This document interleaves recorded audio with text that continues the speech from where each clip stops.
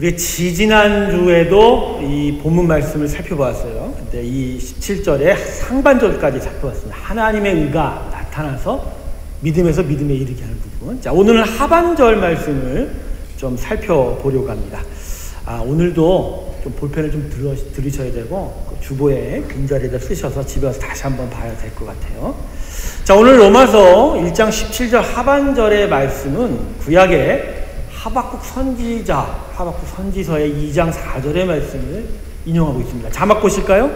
자막. 우리 같이 한번 읽을까요? 시작. 보라. 그러나 의인은 믿음으로 말미암아 살리라. 그런데요, 이 말씀이, 이 하박국 선지서의 이 말씀 인용에 특징이 있는데, 이 말씀에 특징이 있는 게 신약성경이 이 말씀을 이 로마서 이 부분에만 인용하고 있지 않다라는 거예요. 두 번이나 더 인용하고 있습니다. 그 다음 자막 볼까요? 자, 우리 갈라디아 3장 11절 보죠. 또 하나님 앞에서 아무나 율법으로 말미암아 의롭게 되지 못할 것이 분명하니 이는 의인이 믿음으로 살리라 하였습니다.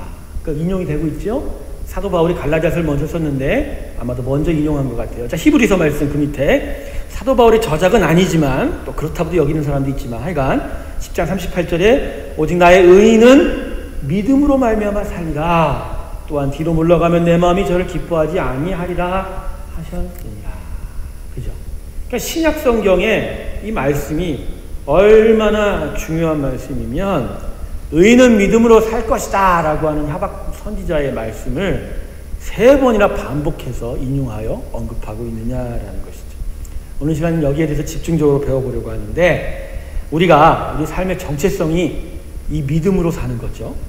믿음으로 살아간다라는 것이 무엇인지를 분명하게 정확하게 배워보는 시간이 되려고 합니다. 삶의 존재의 정체성을 알지 못하면, 또 그렇게 살지 못하면 그게 혼동이 오고 괴로움이 오는 거예요. 장로님도 아까도 말씀하셨지만 여기서 아무리 우리가 이 예식 속에서 고백을 해도 우리의 삶 전반적으로 그 삶의 모습이 나타나지 않으면 사실은 그게 괴물과 같은 모습이에요. 야누스죠. 한쪽은 믿되 한쪽은 믿지 않는 그런 모습인 것이죠. 사실은 우리 인생이 사실은 이 정체성이 파괴돼서 고통당하는 인생이거든요. 하나님이 생기로 내 삶에 들어와 동행하여 축복받은 우리의 인생이 타락하여 하나님이 없어져서 내 삶에 내가 누구인지가 정체성이 혼동이 돼요. 그래서 살아온 인생들이 바로 죄인된 타락된 인생이죠. 그래서 그 정체성을 잃어버렸기 때문에 아프고 슬프고 외롭고, 그래서 죄를 범하고 악을 쌓는 일이 삶 가운데 나타나게 된 것이다. 인생의 고통은 내가 누구인가에 대한 정체성 그대로 쫓아가느냐, 이 방향이 살펴지지 않으면, 잡아지지 않으면 고통이 있다는 것입니다. 오늘 우리의 자신의 삶의 고통, 삶의 정체, 즉 나는 믿음으로 사는데 그게 뭐냐, 그것을 분명하게 배우시고 정말 거기에 대해서 온전한 방향을 세우시는 저와 여러분들 주님의 이름으로 축원합니다. 자, 그러면 첫 번째로 이 본문 말씀에 오직 의인은 믿음으로 말미암아 살리라 하셨는데, 그렇다면 의인부터 살펴보겠습니다.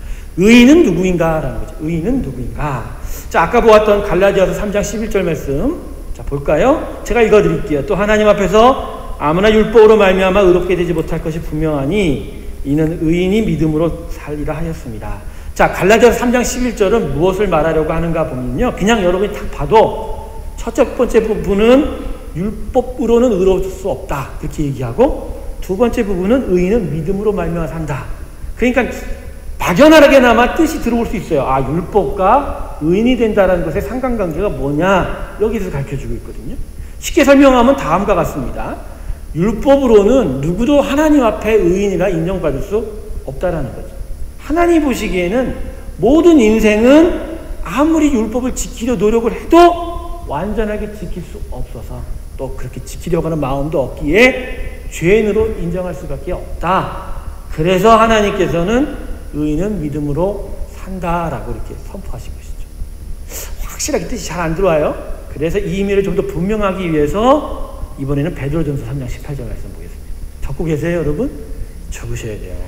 자, 베드로전서 3장 18절 우리 자막을 봅니다. 같이 읽죠. 시작. 그리스도께서 한번 죄를 위하여 죽으사 의인으로 불의한 자를 대신하셨으니 이는 우리를 하나님 앞으로 인도하려 하심이라. 육체로는 죽임을 당하시고 영으로는 살리심을 받으셨느니라.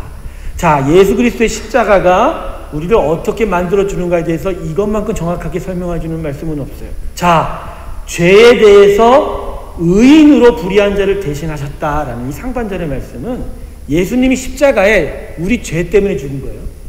그래서 그 죽음으로 말미암아 어떤 일이 벌어지냐면 우리가 죄인에서 의인으로 바뀌었다. 죄인 대신 의인이 되었다라는 말씀이에요.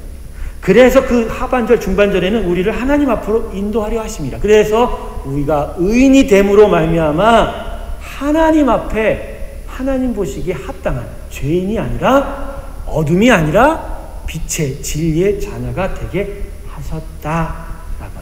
할렐루야. 자, 이 정도면 이제 의인이 누군지 분명하게 들어오죠. 의인이라는 것은 우리가 스스로 선을 행해서 착한 사람, 선한 사람 됐다, 그런 의인이 아닙니다.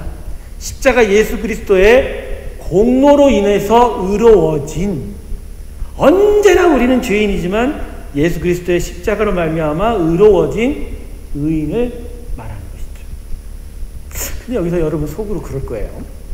이 정도는 내가 알고 있는데 이건 너무나 쉬운 교리 아닌가? 십자가로 말미암아 죄인 된 내가 의로운 사람 됐는데 왜 목사님이 저렇게 14명서 가르칠까?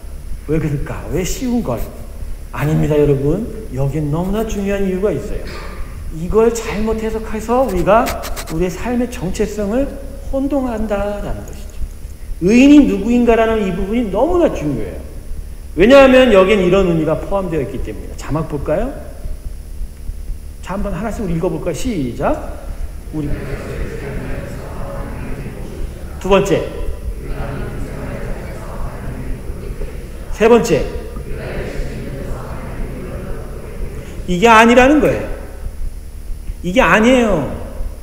이런 얘기하는 사람은 틀린 거예요. 이건 틀렸어요. 성경에 말하는 의인은 이게 아닙니다. 우리가 선한 일을 해서 의인이 된 게 아니고 예수가 십자가에 우리 대신 죽어서 우리가 의인이 되기 때문에, 그래서 우리 믿음은 믿은 게 아니라 정확하게 말하면 믿겨진 거예요. 할렐루야. 믿겨진 거예요. 믿음은 뭐예요? 수동태예요. 수동태라고요. 그래서 신앙생활도 똑같아요. 구원은 처음부터 시작까지 하나님이 다 하시니 우리가 예수를 잘 믿고 신앙생활 잘 하는 것 자체도 그건 참 좋은 일인데, 실상은 나 때문이 아니라 누구 때문이라고요? 내가 잘해서가 아니라 누구님 때문이라고요? 예수님 때문이죠. 예수님이 우리 안에 들어와서 아담을 만들 때 생기로 들어와 그 인생을 복되게 하셨듯이 십자가로 말미암아 우리 안에 성령으로 들어오셔서 그 아버지의 영, 아들의 영이 우리 안에서 착한 일을 시작하시고, 그래서 그 착한 일들이 우리 삶 속의 과정 속에 나타나고 끝까지 나를 하나님의 믿음의 사람으로 완성시켜 간다.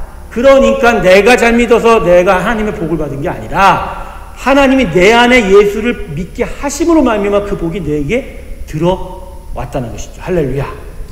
이거예요. 그래서 우리가 잘 믿어서 하나님께서 우리에게 복을 주시는 게 아닙니다. 유아 세례를 우리가 왜 드려요? 왜 받아요? 애가 자기가 의식적으로 의지적으로 고백을 할 수가 없는데 왜 유아 세례를 우리가 인정하죠? 그건 그 아이에게 나라는 믿음의 혈통을 통해서 그 아이를 하나님 선택했다는 것을 확신하고, 또한 그 선택 속에서 하나님이 가장 선한 일로 그 아이의 구원을 이루실 것을 우리가 믿는 믿음 안에서 유아 세례를 받는 것입니다. 어머니의 믿음의 고백, 아버지의 믿음의 고백, 애들의 믿음의 고백으로는 구원이 성립되는 게 아니에요. 할렐루야. 구원이 왔기에 고백하는 것입니다. 할렐루야. 이거예요, 여러분. 그래서 예수 십자가가 우리 안에 착한 일을 시작했으니, 하나님의 의가 나타났으니 믿음으로 하나님이 그 온전한 공도로 내 삶 속에 착한 일을 시작하시고 계속 완성시켜가며 끝내는 결국 완성시켜 간다라는 것입니다. 할렐루야. 여기서 여러분 기뻐할 소리 드릴게요. 하나님이 착한 일을 시작한 인생은 분명히 그 복이 나타납니다. 할렐루야. 할렐루야. 기쁘죠? 근데 중요한 건 우리가 원하는 대로가 아니라, 우리가 원하는 대로가 아니라 하나님이 원하시는 대로. 요건 이따가 두 번째 부분에 나누겠습니다. 자, 이거를 좀 더 쉽게 설명해 드릴게요. 이게 참 중요한 건데 제가 고민해서 이 예화를 만들었어요. 자, 우리가 택시를 탄다고 합시다. 그래서 집에까지 50파운드 주고 집에 왔어요. 자, 이 경우에 택시 운전사가 착한 일을 해서 우리가 집으로 올 수 있나요? 상식적으로 대답해 주시기를 국민 여러분에게 원합니다. 50파운드를 줘서 내가 왔잖아. 그러면 이 운전사가 착한 일을 한 거예요? 안 한 거예요? 안 한 거죠. 돈을 줬기 때문에 택시 운전사는 그 대가로 나를 집에 데려다 준 것 뿐이잖아요. 물론 우리는 땡큐를 하죠. 왜 할까요? 일종의 인사죠. 그리고 더해서 돈을 줘도 제대로 안 데려다 주는 사람들이 너무 많은데 그래도 제대로 데려다 줬으니까 그게 좋다고 감사하다고 인사할 뿐이죠. 엄밀히 말하면 감사 인사는 택시 운전사가 우리에게 해줘야 되죠. 왜 그럴까요? 손님도 없는데 내가 그 택시 태워줬으니까 그런 거 아닌가요? 이 예화 안에서만 이렇게 생각해 보자는 거예요. 이런 거예요. 우리가 지금 구원을 바라보고 믿음을 바라보는 게 우리는 엄청난 가격이 지불되면서 구원받은 사람입니다. 할렐루야. 그 가격이 어떤 가격이냐면 십자가에 우리 죄값에 대해서 누가 죽었어요? 하나님의 아들이자 하나님 당신이 희생제물로 집을 대온 거잖아요. 그죠? 그러니까 성경은 우리를 어떻게 샀다? 값 주고 샀다라고 말씀하잖아요. 그러니까 우리가 엄청난 가격이죠 지금. 그래서 이렇게 엄청난 가격으로 우리가 구원이 되고 그 구원의 삶을 살아가게 되었기 때문에 우리가 예수 잘 믿어서 하나님이 나한테 복 주셨다? 이렇게 말할 수는 없는 거라는 거예요. 그렇게 말하면 정말 안 돼요. 왜냐하면 하나님이 섭섭해하세요. 생각해보세요. 하나님 처음부터 끝까지 다 이루셨는데 그 중에 내가 잘했잖아요 라고 하면 하나님이 얼마나 섭섭하시겠어요? 안 웃네. 웃으라고 썼는데. 우리가 예수를 잘 믿는 신앙의 충성과 열심에 대한 하나님의 칭찬은 우리를 태워다 준 택시기사에게 땡큐라고 인사하는 것과 별반 다를 것이 없어요. 하나님 시작하신 일에 대해서 동의하며 열심으로 나온 우리를 향한 하나님의 격려 인사예요. 잘했다라는 격려 인사지 대가로 얘기하는 건 아니라는 거예요. 하나님 우리 보고 잘했다라는 칭찬은 우리 열심에 대한 대가가 아니라 우리 보고 더 열심히 하라라고 하는 격려일 뿐이에요. 자, 달란트 비유를 봅시다. 5달란트라는 큰 달란트 재물을 맡겨받은 종이 달란트라는 5달란트를 그대로 이익을 남겼잖아요. 5달란트. 근데 주인이 그 종에게 뭐라고 칭찬하는지 아세요, 여러분? 착하고 충성된 종아, 너가 어떤 일에 그죠? 충성하였다고 얘기했죠? 큰 일? 작은 일이에요. 1달란트가 거의 80만 파운드면 5달란트면 얼마예요? 400만 파운드. 이 교회 사죠. 할렐루야. 근데 그 큰 일을 뭐라고 했어요? 주인이. 작은 일. 왜 작은 일이라고 했을까요? 왜 작은 일이라고 했을까요? 나머지 건 하나님 다 하셨는데 작죠. 종이 큰 이윤을 남길 수 있었던 건 기본적으로 무엇보다 주인이 종한테 먼저 뭘 줬다고요? 5달란트 줬잖아요. 그리고 그 장사를 주인이 이미 시작하고 맡겼기 때문에 그래서 그 장사 속에서 여러 거래 손님들과의 그 관계도 이미 주인이 준비해 줬기 때문에 다만 그 관리를 잘 했기에 이윤을 남긴 거다라는 거죠. 즉 종이 스스로가 뭐 해서 5달란트 남긴 게 아니었기 때문에 실상은 주인이 다 준비해서 이루어 놓은 일에 종이 참여한 것 뿐입니다. 할렐루야. 그러니 작은 일이라고 이야기하는 거죠. 그래서 내가 예수 믿으면 하나님 복 주겠습니다. 이게 성립이 안 되는 거예요. 하나님이 나한테 착한 일을 시작했기에 이렇게 귀한 과정이 나타난 거고, 그래서 이 과정 속에서 내가 계속적으로 하나님께 그 작은 일에 격려를 받고 열심히 하다 보니 더 큰 열매가 나타나게 된 거고, 그래서 내 삶을 온전히 하나님의 영광의 삶으로 만들어주신 놀라운 열매가 내 삶에 나타나게 된 거죠. 할렐루야. 그래서 우리가 예수의 십자가로 구원받아서 하나님이 인정하는 이 의인 되었다라는 것에 대해서 다시 이렇게 분명하게 깨달아야 됩니다. 단순하게 예수님 희생으로 내가 하나님이 인정하시는 착한 사람 되었구나, 이 정도가 아니에요. 우리가 하나님이 인정하시는 의인 되었다는 것은 예수님의 희생으로 우리가 이제부터 하나님의 착한 일이 완성이 되는 인생이 되었다라는 거예요. 자막 봅시다. 자, 그대로 따라서 합시다. 시작. 이 고백이 믿음입니다. 시작. 이 고백이 믿음입니다. 그럼 다시 시작하라. 시작. 이 고백이 믿음입니다. 예수님의 희생으로 우리가 이제부터 우리의 착한 일이 완성이 되는 인생이 되었습니다. 할렐루야. 이거예요.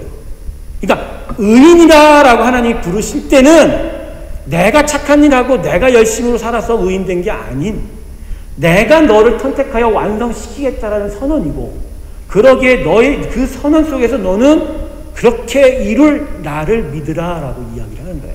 그래서 오늘 우리가 살펴볼 두 번째 부분인 의인은 믿음으로 말미암아 살리라가 따라 나오는 거예요. 의인이 바로 이런 거기 때문에 그래서 믿음으로 어떤 믿음? 하나님이 우리에게 온전함을 이루실 거라는 것을 믿는 것으로 살아간다라는 말이 당연히 따라 붙게 되는 것이죠. 자, 그럼 두 번째로 믿음으로 말미암아 살리라 대해서 이제 살펴보도록 하겠습니다. 자, 아까 보았던 하박국 2장 4절 말씀 자막 한번 찾아주시고요. 자, 볼까요? 자, 제가 읽을게요. 보라, 그의 마음은 교만하여 그의 속에서 정직하지 못하니라. 그러나 의인은 믿음으로 말미암아 살리라. 이 부분을 정말 설명을 잘하신 분이 박영선 목사님이에요.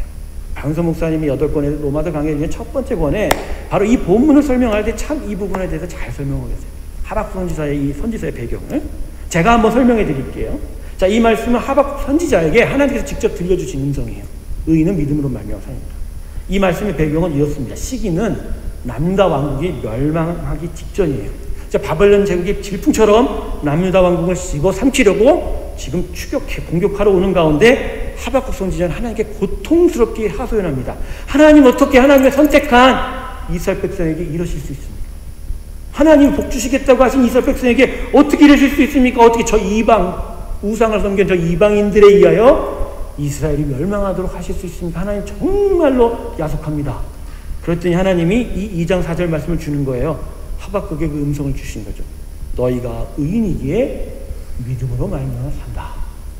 그랬더니 하박국 선지자가 3장 마지막에서 이렇게 고백합니다. 자막 볼까요? 하박국서 3장 17절과 18절. 우리가 잘 아는 찬양의 가사죠. 비록 무화과 나무가 무성치 못해도 이스라엘 축복이 세 나무라고 했죠. 무화과, 감람나무, 포도나무. 무화과, 포도나무, 감람나무에 열매 소출이 없으며 밭에 식물이 없고 우리의 양이 없으며 외양간에 소가 없을지라도 나는 여호와를 인하여 즐거워하리라. 나는 구원의 하나님을 인하여 기뻐하리라 라고 하박 선지자가 믿음의 고백을 바꿨어요. 여러분, 이게 무슨 의미냐면 아까 하박 선지는 이렇게 대든 거예요. 어쩜 그럴 수 있어요, 하나님? 내가 하나님을 믿었건만, 우리가 그렇게 열심히 믿었건만, 하나님이 이렇게 우리가 원하지 않는 대로 이렇게 어떻게 하실 수 있습니까? 응답을 안 하실 수 있습니까? 그래서 하나님이 대놓고 하박 선지자에게 말씀하신 것이죠. 너희가 열심히 날 믿어서 내가 응답한 것이 아니고 내가 너희를 택하여 착한 일을 시작하기에 내가 완성시킬 것이다. 이 믿음으로만이 나의 선택된 의로운 백성은 살 것이다. 내가 너희를 선택하여 끝내는 완성시킬 것이기에 너희는 나의 이 믿음으로 살아라. 할렐루야. 그래서 하박국 선지자는 이렇게 노래하는 거예요.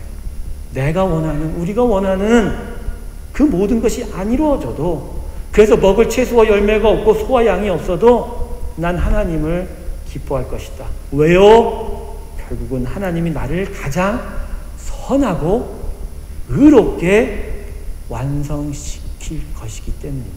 할렐루야. 할렐루야. 믿음으로 말미암아 산다는 것은 우리가 하나님을 믿어서 산다라는 어떤 나의 공로, 수고의 인생을 말하는 것이 아닙니다. 나의 공로, 수고의 인생이 아니에요. 믿음으로 말미암아 산다라는 것은 우리의 인생이 하나님께서 십자가에서 시작하신 그 구원의 일, 착한 일로 인하여 악에서 선하고 의로운 것으로 이미 변화가 되었고 그 변화까지도, 완성까지도 하나님이 끝까지 완성시킬 것이라는 약속으로 사는 거예요. 내가 믿습니다라는 수고가 아니라, 공로가 아니라 하나님의 완성에 뭘로 산다고요? 약속으로 사는 거예요. 할렐루야. 그래서 믿음으로 말미암아 산다는 것의 의미는 다음 세 가지를 가르칩니다. 자막을 볼까요? 내가 믿습니다라는 수고와 공로가 아니에요. 하나님이 시작했기 때문에 그 시작이 다 이루어질 거기 때문에, 그래서 이 믿음으로 말미암아 산다는 것은 다음에 세 가지를 쓰세요. 첫 번째는 믿음의 삶은 주인이 바뀌는 거예요. 갈라디아서 2장 20절에 내가 십자가에 죽고 예수와 함께 십자가에 다시 태어났을 때 그때 내가 어떻게 산다고요? 아버지 아들 예수를 믿는 믿음으로 산다고 그랬잖아요. 거기서 말하는 믿음은 바로 예수가 나의 주인이 돼요. 그죠? 그래서 그 주인으로 그 예수를 주인 삼아 사는 삶이 된다. 그래서 두 번째 이렇게 나옵니다. 그래서 믿음의 삶은 바뀐 주인의 뜻대로 살아가는 거예요. 히브리서 11장에 그 믿음장이라고 하죠. 수많은 믿음의 사람들이 이야기를 가는데 그 이야기의 공통점은 딱 하나예요. 하나님 뜻대로 살았다는 거예요. 자기가 원하는 것이 있어도 그게 모세거든요. 다 대표적인 게 궁정에서 살 수 있었는데 하나님이 원해서 광야에서 이스라엘 백성과 함께 살았다. 내가 원하는 게 아니라 하나님 뜻으로 살았다. 하나님이 주인이니 그분 뜻으로 내가 살았다. 그래서 여러분 아브라함이 나중에 믿음이 성숙되니 나중에 한 일이 뭐죠? 주셨던 그 독자 이삭을 데리고 어디로 올라갔어요? 모리아산에. 근데 그게 참 엄청난 거잖아요. 우리는 할 수 없다고 그러잖아요. 왜? 희생 제물로 쓰겠다고 하시니. 그런데 아브라함이 두말하지 않았어요. 그냥 갖다 데리고 올렸어요. 바쳤어요. 이런 거예요. 이것이 바로 샘플인 거죠. 하나님이 주인 대신 주인 뜻대로 사는 거죠. 그래서 세 번째 그 믿음의 삶은 그 주인이 완성시키는 거죠. 요한계시록에서 가장 중요한 단어는 이기는 자예요. 이기는 자. 그럼 이긴다는 것은 내가 이기는 게 아니라 하나님이 이기게 할 것이거든. 근데 그 이기게 할 것을 믿을 때, 붙들 때 그 사람이 하나님이 끝까지 책임지셔서 천상으로 데려가신다. 할렐루야. 그러면 우리는 여기서 아무것도 할 게 없나요? 아무것도 없대요. 우리가 할 게. 하나님이 다 하신다는 거예요. 한 가지가 있어요. 제일 중요한 거예요. 그럼 우리는 무엇을 해나? 이것이 바로 믿음에서 믿음으로 가는 일입니다. 바뀐 주인이 우리를 위해서 가장 선하고 최상의 일을 이루실 것을 신뢰하는 게 바로 우리의 일입니다. 그래서 우리는 바뀐 주인의 성품을 먼저 배워야 돼요. 경험해야 돼요. 신뢰해야 돼요. 주인이 바뀌었는데 그 주인이 나를 위할지 자기만을 위할지 그게 신뢰가 안 가잖아요. 신뢰가 안 가니까 안 믿겨지는 거예요. 안 믿겨지니까 자꾸만 바뀐 주인과 멀어지는 거예요. 하나님이 우리 안에 와서 믿음을 시작했는데도 불구하고 그 착한 일이 우리 삶의 열매로 안 이루어지는 일은 그분이 안 믿겨지는 거예요. 그냥 그분의 성품이. 이게 우리 삶의 딜레마예요. 우리 장로님 오늘 아주 귀하게 말씀 주신 우리의 삶이 이 교회에서 시작되는 건물에만 머무는 것이 아니라 밖으로 나갈 때 그 일을 할 수 있으려면 그분의 성품이 믿겨져야 돼요. 이분은 내가 원하는 것을 안 들어주어도 이분만큼은 하나님이 정말 나에게 가장 최선의 삶을 허락하실 것이다. 이걸 믿는 거예요. 이렇지 않으면 레나 마리아는 전 직접 봤지만 레나 마리아부터 시작해서 닉 부이치치 같이 그렇게 모든 것들이 잘리고 다 어긋난 인생들이 하나님 앞에 기뻐할 수가 없어요. 자기가 원해서 그렇게 됐어요?